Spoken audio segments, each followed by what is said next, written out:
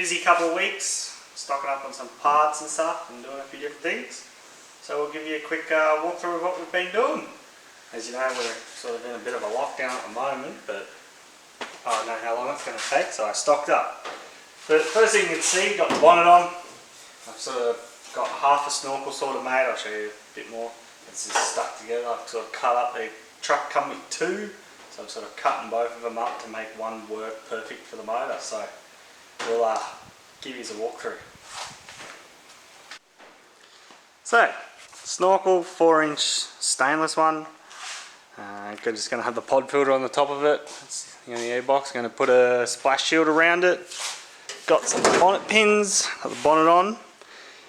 Got the, there's the snorkel. I'll just hold this up. You stupid bonnet to stay, as I haven't got one any. Yeah, got the alternator done up. Got some of the wiring tidied up a little bit. Got dipstick in.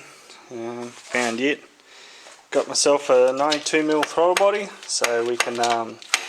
Yeah, I got 102, I think it is, sitting there too. But the what you want to call it, 92 will be more than enough for this, unless we're going for a bit more of a boosted application. So, but other than that, we'll stick with that. So on the inside, got some of the wiring started, mounting it all into like waterproof boxes, nice and neat. As you can see, what we got here, a few different things.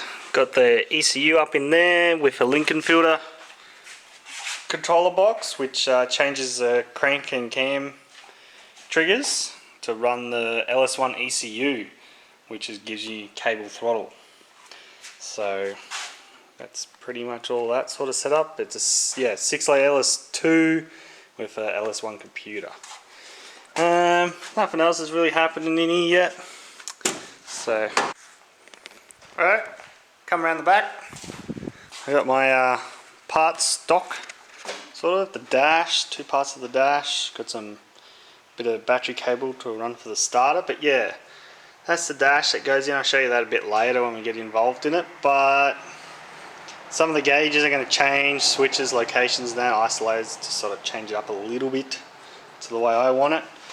Hardline fuel line, so alloy lines. We got some video leads, so there's basic stock leads with the metal covers on them for a bit of heat. But yeah, Turbo Smart fuel rag, got some racework fuel pumps, racework fittings, rollover valve, got spark plugs and that in there as well. But show you the fuel tank, the cell, sorry. It's 170 litre, something like that. I don't know, we'll figure out when we first fill it up. But it's got a built-in surge tank in the middle.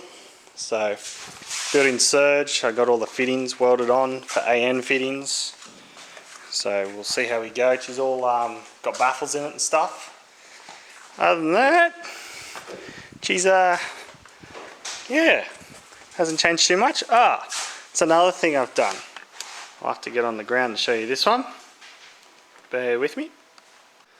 Another thing we got done, got the exhaust on. There we go. I got some pictures and a bit of video of doing that, so I'll show you that.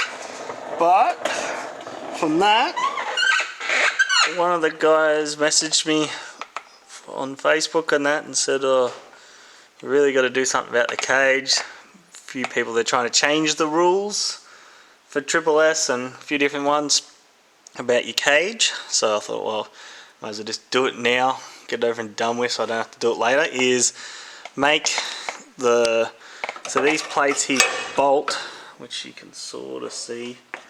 There you go, those plates bolt to the bottom of the cage, and then obviously they go through there and onto the chassis. So there's the rear ones. Oops.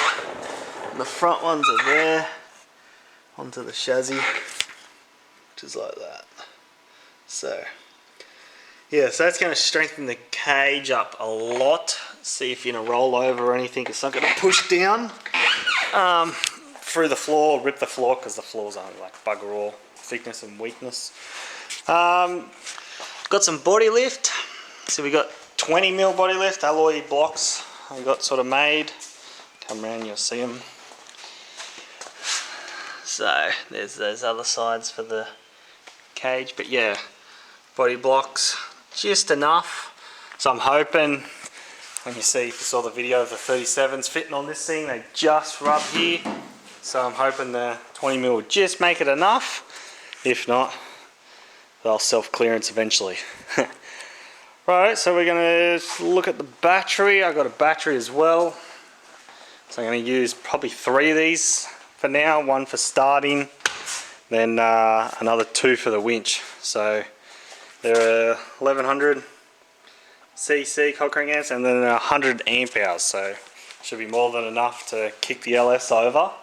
And then also for 2 of them, should be plenty for the winch that I'm going to put on for starters. And so I'm going to make it so if I wanted to, I can add another 2 later on to have 4. But we'll just see how things pan out.